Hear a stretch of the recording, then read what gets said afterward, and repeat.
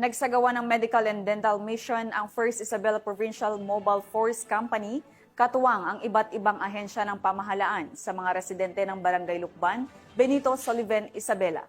Police Corporal Kelvin Paul Juan, ibalita mo. Sinagawa ang isang medical at dental mission ng First Isabela Provincial Mobile Force Company para sa mga residente ng Barangay Lukban, Benito Soliven, Isabela nito lamang Setyembre taong kasalukuyan. Nabenepisyuhan ng higit 100 katao para sa Project Escort o Service Caravan Outreach and Reaching Out ng First IPMFC. Maliban dito, nagatid din ng iba pang libreng serbisyo ang mga kapulisan tulad ng feeding activity, libreng gupit at pamamahagi ng mga gamot at bitamina.